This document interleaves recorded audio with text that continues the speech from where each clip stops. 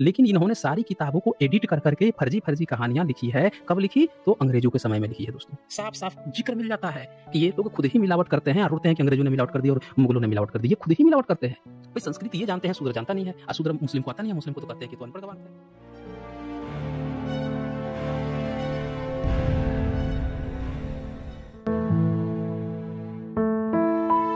एक एक औरत जो है हाथ में त्रिशूल ली हुई है, एक तरफ ट्राइडेंट है, दूसरी तरफ भाला है और एक व्यक्ति जो है राक्षस है, उसके सर पर वार कर रही है।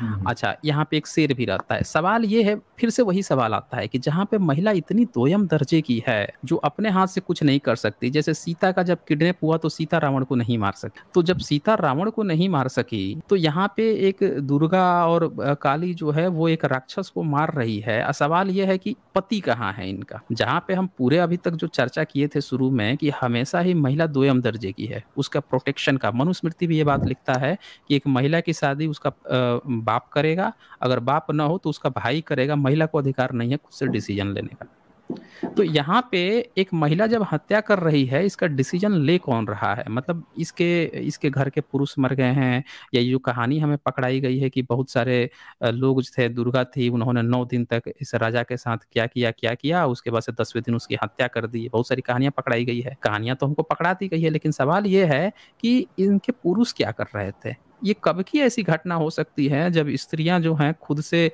राक्षस से लड़ने जाएँ, अब पुरुष सब जो गायब हो जाएँ। भई हमें तो बताया गया महाभारत के आदि पर्व में कि जो जगदाग्नि नंदन परशुराम है, उसने 21 बार क्षत्रिय विहीन कर दिया। औरतों के पेट फाड़-फाड़ के गर्भ से निकाल-निकाल के बच्चे मार दिए, क्षत्रियों को खत्म कर दिया। तो भाई सवाल ये है कि जो क्षत्रिय तो थे नहीं, तो उनकी बीवियों की कहीं ऐसी चर्चा नहीं है कि क्षत्रिय के बीवियाँ जो हैं तलवार-वलवार लेके हाथ 10-20 लेके, उनकी तो बात आई है कि जब पुरुष मरता था तो औरतें आग में जल के मर जाती थी, लड़ने की तो कहीं चर्चा ही नहीं है। भई राजस्थान में भी हमें जौहर की कहानी सुनाई गई कि मर्द जैसे मर जाते थे, औरतें जो हैं आग में जल के मर जाती थी, लड़ाई की तो बात ही नहीं है। यहाँ पे ये कैसी कहानी सुनाई जा रही है?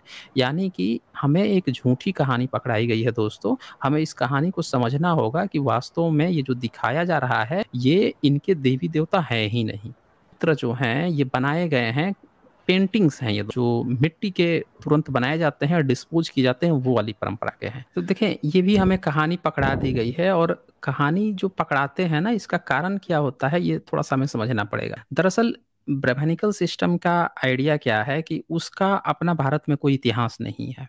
उसका अपना कुछ भी नहीं। उसका अपना कोई शिल्प कला नहीं है, शिल्प कला को ज़िंदगी भर उसने गाली दिया। उसने ये प्रचार ठोका कि भई हम तो कभी मूर्तियाँ बनाते नहीं थे, हम तो मूर्ति ही पूजक नहीं थे, हम तो अग्नि पूजक थे। उसने ये दावा ठोका। अब यहाँ पे क्या है कि भारत का जो इतिहास है, जब हम ज़मीन खोदते हैं तो बुद्ध निकलते हैं, चारों तरफ केव्स निकलते हैं, महायानियों के टेम्पल्स मिलते हैं, थेरवादियों के केव्स मिलते हैं, स्तूप मिलते हैं, सारा चीज़ जो है बौद्धों का मिलता है, जैनों का मिलता है। ब्रह्मानिकल सिस्टम तो कहता है कि हमारा तो यज्ञावन कुंड भी नहीं मिलता, हम तो अग्नि पूजक हैं भई। उसका कुछ नहीं मिलता। लेकिन ये परंपरा देखी जाती है कि जैनों की परंपरा थोड़ी बहुत बरकरार रहती है, बौद्धों की परंपरा नहीं है। और बौद्ध ही पूरे भारत में साम्राज्य में थे, उनकी ही शिल्प कला थी। आज उनकी इतनी लेनियाँ मिल रही हैं, एक भी उसमें बौद्ध भिक्षु नहीं है। यानी कि ये जब परंपरा बौद्धों की थी, जो मूर्तियाँ बनाते थे, जो कैप्स बनाते थे, जो स्तूप बनाते थे, वो सारा चीज़ तो बचा हुआ है, लेकिन उसका संरक्षक कोई नहीं रहा। तो इन्हीं स्ट्रक्चर को ब्रह्मानिकल सिस्टम ने अपनी तरह से दूसरी कहानी प्रेजेंट करके उसको कब्जा किया है। ये कहानी भी जो गढ़ी गई है, इसके गढ़ने का कारण क्या है कि इसका आर्कियोलॉजिकल जो एविडेंस मिलता है वो कुछ और कह रहा है। उसको छुपाने के लिए, दबाने के लिए ये नकली कहानी बुनी गई है। और कहानी हमेशा ब्राह्मणवादी बुनता है। शूद्र को तो पढ़ने का अधिकार नहीं। किसी शूद्र से कह दीजिए कि भैया तुम्हारे 100 साल 150 साल पहले किसी एक पूर्वज का नाम बता दो, अंत्यज को पूछ लीजिए कि भई आप 150 साल 200 साल पहले अपने एक पूर्वज का नाम बता दो जो पढ़े लिखे थे, एजुकेटेड थे, नहीं बता पाएगा। बहुतों के तो दादा नहीं पढ़े हुए हैं, बहुतों के पापा जो है बहुत कम पढ़े हुए हैं और उससे फिर परदादा और दादा पर तो चले जाएँ तो अनपढ़ ही लोग।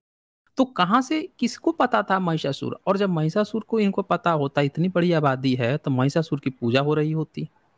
अब तक जो है जितने शूद्र वर्ग है ये महिषासुर की मूर्ति बना के आज तक पूजा करता आया होता, क्यों नहीं किया उसने? दरअसल ये पूरा कहानी ही इसलिए थोपा गया है और ये कहानी इसलिए बनाई गई है कि इसकी असली कहानी छुप जाए। अब असल कहानी क्या है मैं आप लोगों को शेयर करता हूँ, तुरंत आप लोगों को पता चल जाएगा कि इसकी असल कहानी कहाँ से आ रही है। ये देखिए, ये आर्कियोलॉजिकल एविडेंस मिला है 1000 साल पहले का। 1000 साल पहले जो है औरत जो है ऐसी मूर्तियां बनती थी पाल वंश में, और पाल वंश में ये जो मूर्तियां हैं इनके ऊपर आप देखें इसके मल्टीपल हैंड है और हाथों में हथियार है। इन हाथों में हथियार है। जो आज का जो दुर्गा ये लोग पेश कर रहे हैं दरअसल वो दुर्गा है ही नहीं। उसी तरह से जैसे ये डायनासोर के अंडे को दिखा रहे थे शिवलिंग है, जैसे ये बैरिकोड को दिखा रहे थे कि ये शिवलिंग है, उसी तरह से जिस तरह से ये जो आर्किटेक्ट ये कागज पे बना के दिखा रहे हैं वो है ही नहीं। इन्होंने कहानी भी बुन ली है कि 7वें दिन आँख खोल दिया, प्यार मोहब्बत हुआ, 10वें दिन हत्या कर दिया, ये कर दिया, सारी कहानी बुन दिए हैं। लेकिन सबूत जो है वो हिस्टोरिक होता है ना, इतिहास के गर्भ में जाकर निकलता है। इतिहास में अगर इस तरह की कुछ चीज़ें प्राचीन काल में होंगी तो क्यों बनाई जाती थी, क्या असली इतिहास है, तब पता चलेगा। अभी तो कोई भी कहानी बना दे। अभी ये स्पाइडरमैन की मूवी सन 2002 में आई थी जो टोबी मैगवायर ने बनाई थी। टोबी मैगवायर उसका नायक था। उसकी कहानी में फिर इसके बाद से 3-3 अलग-अलग पार्ट आए, फिर उसकी कहानी को बदल कर फिर एक दूसरा सीरीज लाया गया, फिर तीसरा, सब में कहानी अलग-अलग हो गई। तो कहानियाँ आप जो हैं उसी किरदार को रख के अलग-अलग बुन सकते हैं। यहाँ पे वही कहानी है। भारत में 1000 साल पहले इस तरह की जो मूर्तियाँ बनाई जाती थीं, वो पाल वंश बौद्धों के द्वारा बनाई जाती थी। पाल वंश जो है बंगाल, बिहार, झारखंड से लेकर जम्मू तक, आज का जो पाकिस्तान है वहाँ तक, इनके इलाके हुआ करते थे। इन्हीं क्षेत्रों में ही ये मनाया जाता है। ये चीज़ जो है, जो दशमी की जो बात आ रही है, ये इनसे रिलेटेड है लेकिन इसकी कहानी कुछ और है। लेकिन ब्राह्मणिकल सिस्टम ने पिछले 50-100 सालों में एक दूसरी कहानी हमको पकड़ा दी।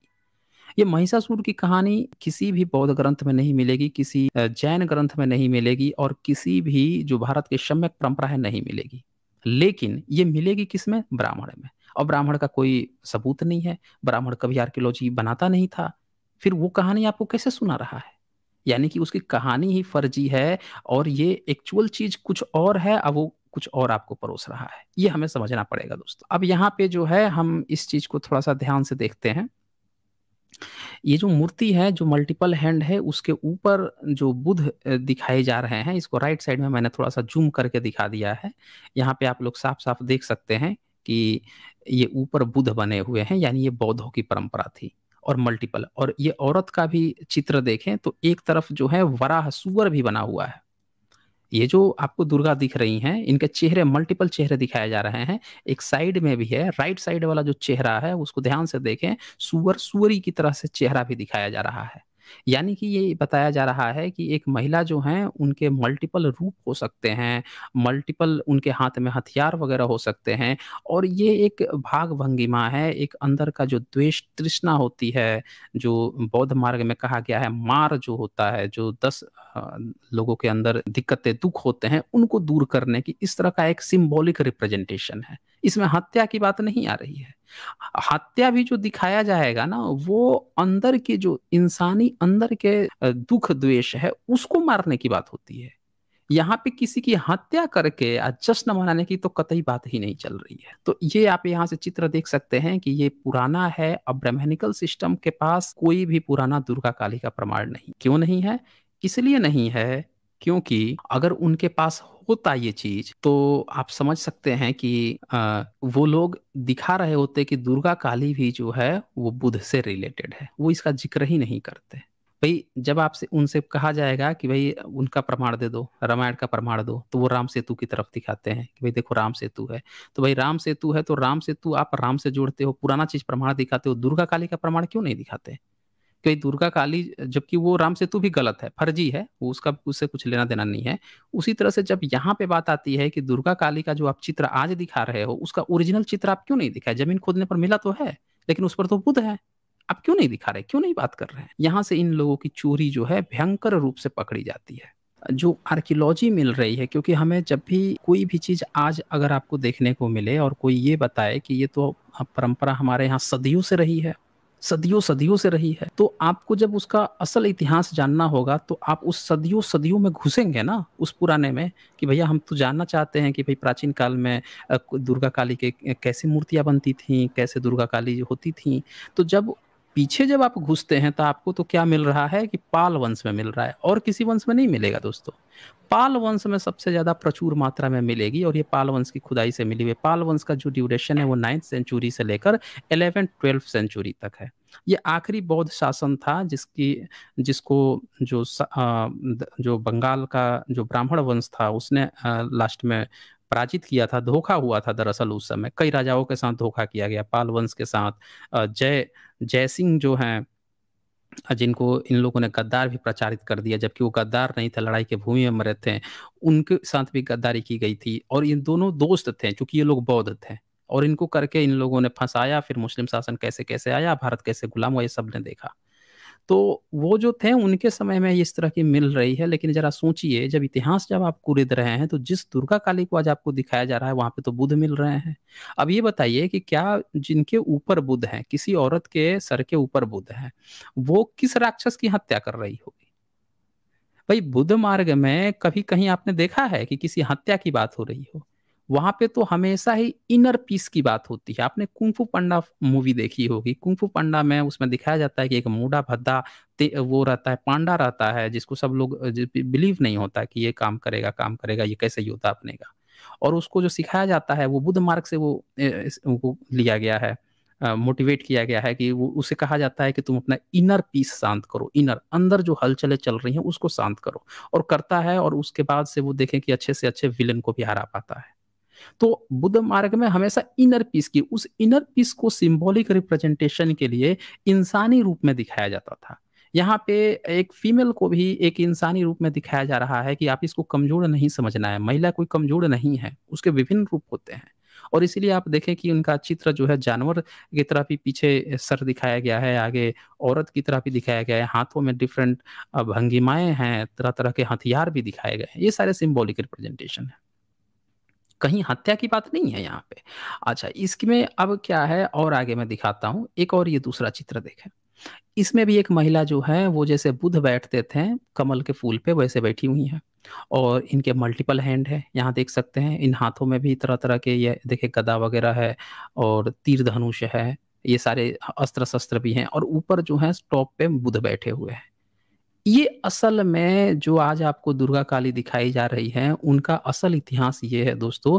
जमीन खोदने पर यह मिल रहा है कि ये सारी प्रतिमाएं बौद्धों की हैं, और सबके सर पे बुद्ध विराजते थे। अब बताइए आप जरा, आज जितने ये दुर्गा काली का चित्र बना के आपसे पूजा पाठ करवाया जा रहा है, किसी ब्राह्मण ने ये बताई कहानी कि भाई 10वीं सदी में या आज से पहले जो हम आपसे करवा रहे हैं, इससे पहले जो है ये चीज जो है, ये मूर्तियां वगैरह हैं, ये बौद्धिस्ट बनाते थे, और बुद्ध रहते थे उसके ऊपर टॉप पे। ये बताया इन्होंने? नहीं बताया। लेकिन आपको झूठी कहानियां पकड़ा दी गई कि किसी की हत्या कर रही है, किसी के साथ सो रही है। दरअसल ये लोग चिरहरण करते हैं। कृष्ण का भी इन्होंने किया। कृष्ण का क्या किया?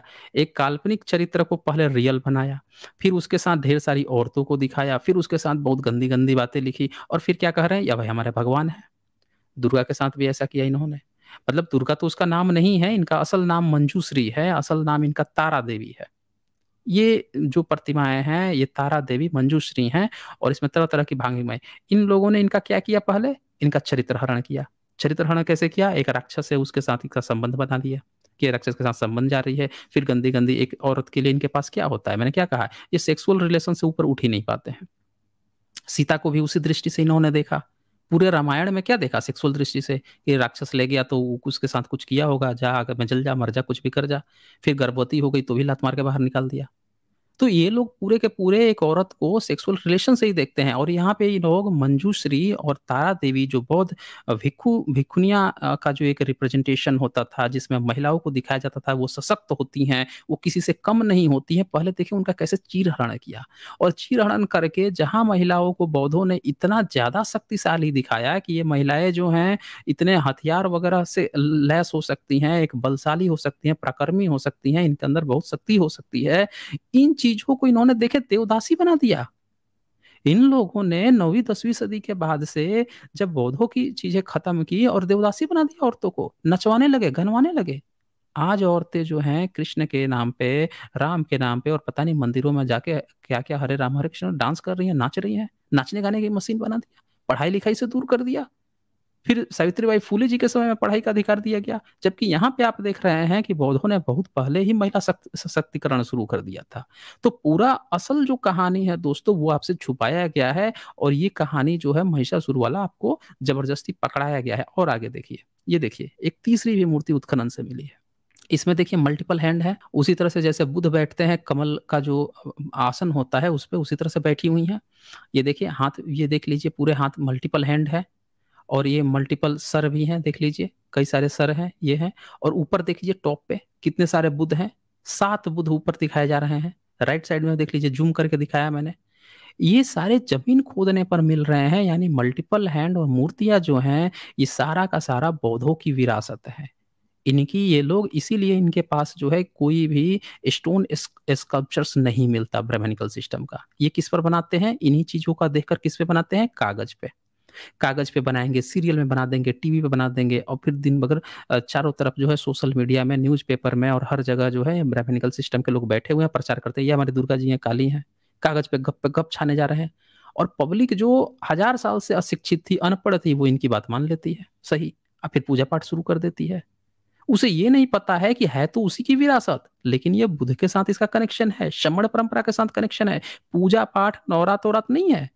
भई बुद्ध ने देखिए कितना इस गहरे उस चीज़ को पकड़िएगा, षड्यंत्र को पकड़िएगा। बुद्ध ने क्या कहा कि बेटा पेट में अन्न भर लेना, ये व्रत-व्रत बहुत बेकार होता है। मैं करके देख चुका हूँ, घाट-घाट का पानी पी के चेक किया हूँ कि कहीं कोई एक कमी ना रह जाए, कोई ये ना कह दे कि नहीं, नहीं आप व्रत आप थोड़े किए हैं व्रत, व्रत कीजिए ना एक बार आपको पता चलेगा कि हाँ, ईश्वर होता है कि नहीं होता है।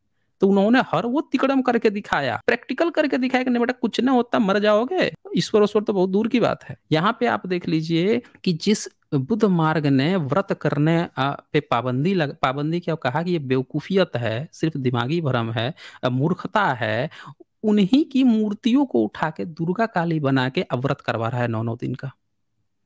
मतलब जिन्होंने मना किया, उनकी ही मूर्ति लेके उन्हीं से व्रत करवा रहा है, उन्हीं के लोगों से। अब बताइए इससे बड़ा षड्यंत्र कॉन्स्पिरेसी आप देख सकते हैं? हैं? 9-9 व्रत रख रहे हैं लोग, 9 रात के व्रत रख रहे हैं। और देखिए ये भी ज़मीन से खोद के मिला है। इसमें जो महिला हैं, ये आप देख सकते हैं कि हाथ जो है, एक पैर कमल पे बैठी हुई हैं, एक पैर जो नीचे की हुई हैं, जो राइट साइड वाला है, वो भी कमल है, तिरछा किया हुआ कमल है। ये बुद्धिस्ट इसी तरह का स्ट्रक्चर बनाते हैं।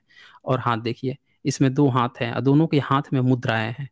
हाथों की मुद्राएँ ये साबित करती हैं कि वो बुद्ध मार्ग का प्रतीक है। बुद्ध मार्ग की जितनी मूर्तियाँ होती हैं, हाथों का कुछ न कुछ प्रतीक होता है। बोधिसत्वों में नहीं होगा, लेकिन कुछ-कुछ मैक्सिमम में होता है, कुछ में नहीं भी होगा। दूसरा चीज़ अगर वहाँ पे सिंबॉलिक रिप्रेजेंटेशन होगा तो, लेकिन ये देखिए यहाँ पे साफ-साफ आपको दिख रहा है। फिर ऊपर देखिए टॉप पे बुद्ध बैठे हुए हैं। क्यों बैठे हुए हैं? इन मूर्तियों पर बुद्ध को बैठाने की क्या ज़रूरत होती थी? और देखिए, ये देखिए यहाँ पे भी महिला है, ये कपड़े पहनी हुई है और नीचे एक व्यक्ति बैठा है, वो मल्टीपल हैंड है और टॉप पे बुद्ध बैठे हुए हैं। ये सारी मूर्तियाँ देख लीजिए, ज़मीन खोदने पर यही इतिहास मिल रहा है कि जिनके भी औरतों को मल्टीपल हैंड दिखाया जा रहा है, देखिए हाथ काट दिया है दोनों। हाथ की जो मुद्राएँ हैं, काट दी गई है, तोड़ दी गई है। नहीं तो पता चल जाता कि कौन-सी मुद्रा में है। लेकिन जो ऊपर जो टॉप पे जो बुद्ध हैं, वो बचे हुए हैं।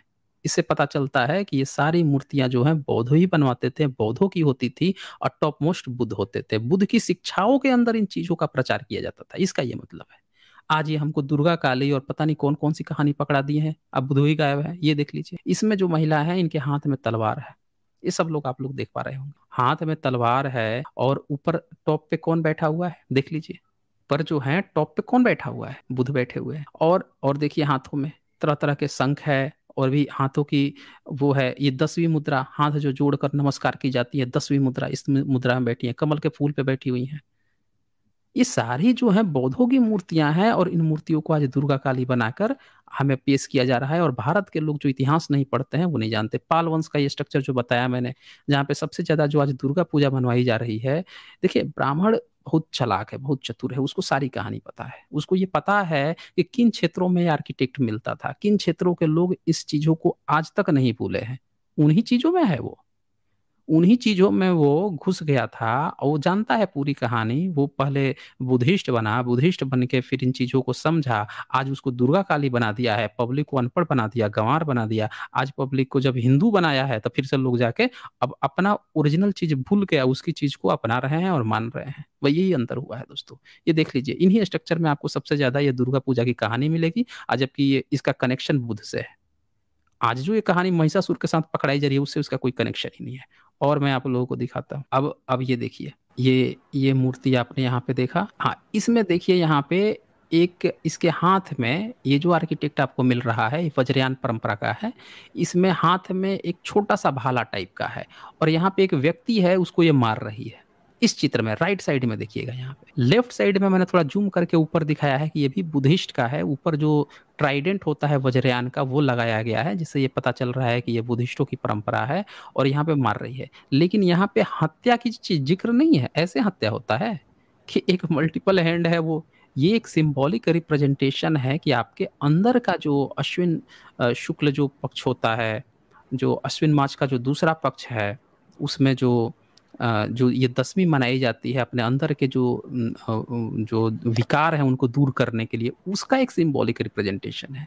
अच्छा, ये भी कैसे दिखाया जा रहा है कि एक जानवर है, उसका गर्दन यहाँ से काटा गया है। तो जब गर्दन काटा गया है, तो ये देखें कि गर्दन कटने के बाद से इसमें से एक व्यक्ति या एक औरत, एक जीव निकल रहा है और उसको ये मार रही है। यानी कि कोई एक दिखाया जा रहा है कि एक जानवरी टाइप का एक जो चीज़ है, उसके अंदर कोई विकार है और अगर वो जब मरता है, हटता है, तो उसमें से वो विकार बाहर निकलता है। ये एक सिंबॉलिक रिप्रेजेंटेशन है दोस्तों। कहीं भी यहाँ पे आपको महिषासुर नहीं दिखेगा कि महिषासुर है। अब ये बताइए, ये महिषासुर की कहानी आज आपको पकड़ा दी गई है। बहुत सारे लोगों को मैंने देखा कि 100-150 साल में अपना नाम बदल दिए। वाल्मीकि समाज, जिनका जो कभी कोलियत हैं या कभी भंगी समाज कहा जाता था, आज अपने को वाल्मीकि कहने लगे 50, 60, 70, 80 साल के अंदर।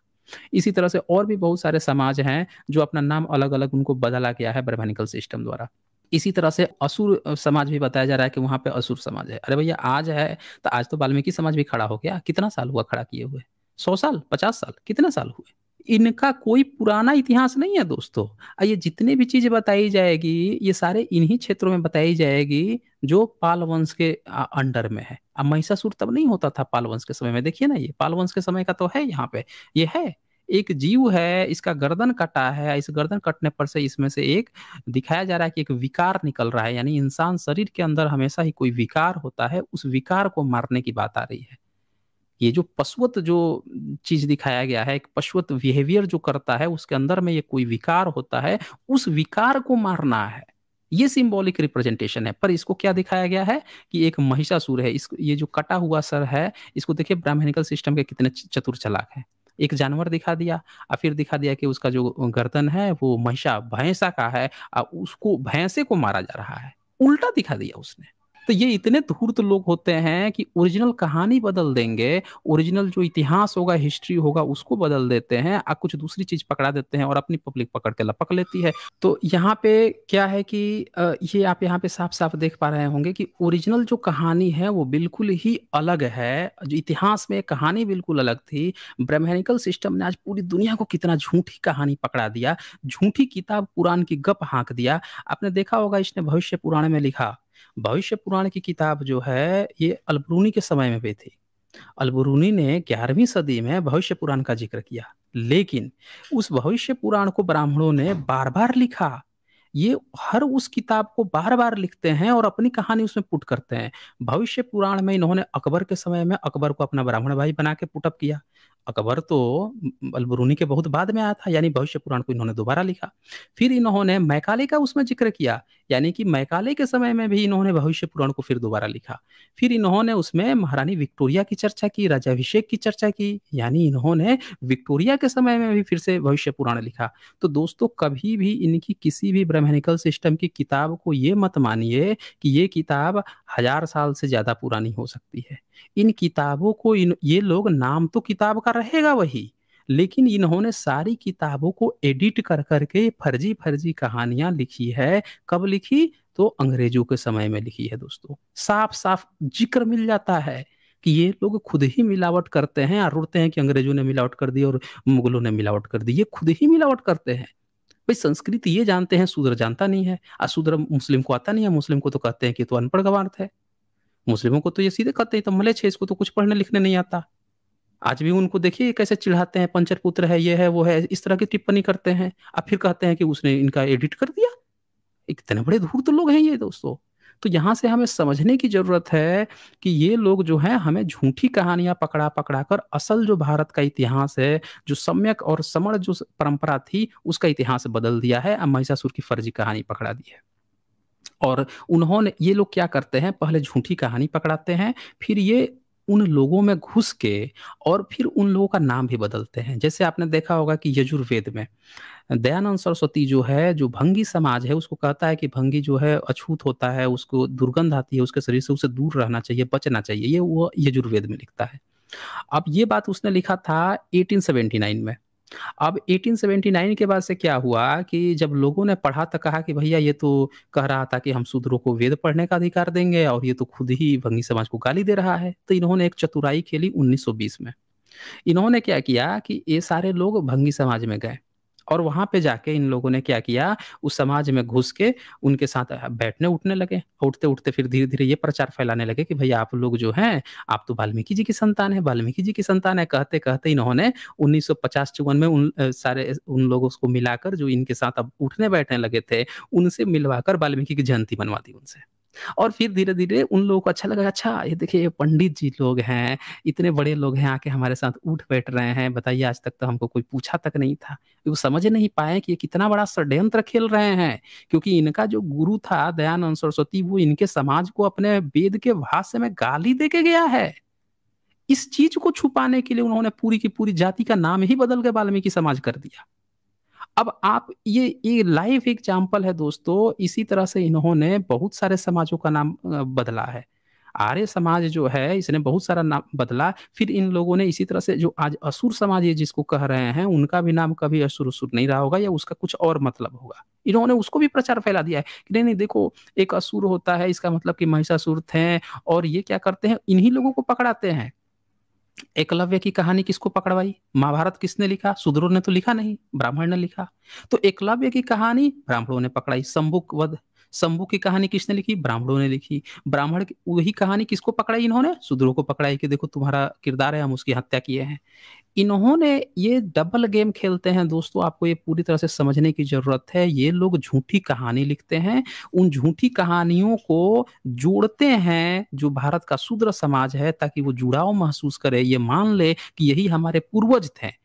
जब वो मान लेगा कि ये हमारे पूर्वज थे तो अब वो अपना असली इतिहास भूल जाएगा। अब इनकी नकली कहानी में फँस जाएगा और इस नकली कहानी की लड़ाई लड़ने लगेगा, दुनिया तो हँसेगी। अबे वो तो मिथ बता रहा है, तुम कौन-सा सही लड़ाई लड़ रहे हो? तुम भी तो मिथ की लड़ाई लड़ रहे हो। तुम कह रहे हो कि हमारा एकलव्य है, हमारा कृष्ण है, हमारा राम है, था कहाँ वो? हैं? सही इतिहास पे आओगे तब तो हम इंटरनेशनली ग्लोबली तुम लोग की हेल्प कर पाएँगे। इंटरनेशनल लोग ये कहेंगे। तो ये ब्राह्मणिकल सिस्टम के लोग बहुत चतुर चालाक होते हैं। इन्होंने महिषासुर की फर्जी कहानी पकड़ाई है और आज जितने भी लोग जो महिषासुर का बना के सोच रहे हैं कि हमारा पूर्वज है, उनको पता है एबीसीडी। एबीसीडी भी पता है कि आर्कियोलॉजी में क्या मिल रहा है। महिषासुर का नाम मिला है कहीं पे? कोई भी ऐसी चीज़ मिली है? और ये दुर्गा काली क्या है? ये तो बौद्धों के नीचे किए गए बोधिसत्व मंजूश्री और तारा देवी हैं। तो बुद्ध की चीज़ें क्यों मिल रही हैं वहाँ पे? इसके बारे में उनको एबीसीडी पता है? नहीं पता है दोस्तों। क्योंकि उनको ये चीज़ भी ब्राह्मण ने पकड़ाई है। वो ब्राह्मण की बी टीम बन के खेल रहे हैं। समझ तो रहे हैं कि ब्राह्मण से खेल रहे हैं, लेकिन वो जानते ही नहीं हैं कि वास्तव में वो ब्राह्मण की बी टीम बन के खेल रहे हैं। आपने ये चीज़ सुना होगा कि अक्सर हाँ जब भी शूद्र वर्ग जो इनसे फाइट करता है ब्राह्मणिकल सिस्टम से, तो हर जो दूसरा जो शूद्र वर्ग का संगठन होगा वो कहेगा नहीं, नहीं हमको डाउट है उस पे। वो पक्का या तो संघी है या फिर वो पक्का जो है ना उनके उनके तरफ से बी टीम है वो। अभी देर सवेर पता चलेगा। लेकिन वास्तव में सब के सब लोग जो है ब्राह्मण की बी टीम बन के खेल रहे हैं। इसलिए क्योंकि ये कहानी और नायक और नायिका भी उठाते हैं ब्राह्मणिकल सिस्टम से। उसकी कथा कहानी से उठाते हैं। पुराण की गप से उठाते हैं, रामायण का उसका नेगेटिव चरित्र उठाते हैं, महाभारत का उसका नेगेटिव, तो आप ऑटोमैटिकली उसकी बी टीम बन जाते हैं। भले ही एक-दूसरे पर आरोप लगाएँ कि वो है, मैं असली वाला हूँ, लेकिन सब के सब वही हो जाते हैं। इसीलिए दोस्तों मैं कहता हूँ लड़ाई अगर असली लड़नी है तो आर्कियोलॉजी के हिसाब से लड़ें। आप अपनी फाइट लड़ें, आप अपने भारत के इतिहास की लड़ाई लड़ें। महापुरुष की लड़ाई जो है ऑटोमैटिकली उसमें आ जाएगी ना। जब भारत के इतिहास की जब आप अपना कल्चर बचाने की लड़ाई लड़ेंगे, तो आपका अपना इतिहास जो है, असली इतिहास जो है ऑटोमेटिकली आ जाएगा। तो ये चीज़ थी और यहाँ पे आप लोग ये देख पाए होंगे, एक और ये चित्र है, इसमें भी देख लीजिए। ये भी मिला है। इसमें भी ये देखें, ये जो महिला है, इसके हाथ में एक खंजर जैसा है और ये भी एक जो देखे होंगे कि ऊपर से मार रही है, इसको मार रही है। ये भी महिषासुर नहीं है दोस्तों, ये भी विकार है। जीव को दिखाया जाएगा, कोई जीव है, उस जीव के अंदर जो है उस जीव के अंदर कोई वो है, कोई विकार है और वो निकल रहा है, उसको मारने की बात होती है। इन लोगों ने क्या किया, जब बौद्धों की परंपरा खत्म हुई तो उन्होंने इन चित्रों के माध्यम से बलि प्रथा स्टार्ट कर दी। ये लोग जानते थे कि बौद्ध मार्ग में बलि प्रथा नहीं होती है, पूरे बलि प्रथा नहीं होती है। इन्होंने बुद्ध के ही जगह पे सबसे ज्यादा अभी जो 9वीं 10वीं को जो बकरी खस्सी कटेगी, कहाँ कटती है? बिहार और झारखंड में कटती है, असम में कटती है, इन्हीं इलाकों में कटती है जो बुद्ध का सबसे ज्यादा इलाका था, जहाँ पे वो मना करके गए थे कि बेटा जीव हत्या मत करना, इन चीजों को मत मारना, खाने के उद्देश्य से मत मारना। वहां पे ब्राह्मण जो है 9वें दिन पहले मार के खाएगा और 10वें दिन पब्लिक को मार के खिलाएगा, मिठाई बांटेगा वहां पे। तो ये आप देख पा रहे होंगे कि यहाँ पे जो सिंबॉलिक रिप्रेजेंटेशन था कि कोई भी एक पाश्विक जो इंसान होता है, उसके अंदर जब आप उसका पाश्विक चरित्र हटाओगे तो उसके अंदर से यही विकार निकलेगा, उसको मारना है, न कि यहाँ पे किसी महिषासुर की बात हो रही है। और आप देख लीजिए दोस्तों कि आज इन्होंने हम लोगों को महिषासुर की कहानी पकड़ा दी, फर्जी में एक झूठी। और ये तो मुंडेश्वरी देवी का ये तो मैं दिखा ही चुका हूँ कि इनको देवी बना दिया, बुद्ध की मूर्ति आप साफ साफ देख रहे होंगे, इनको मूर्ति ही बना दी है।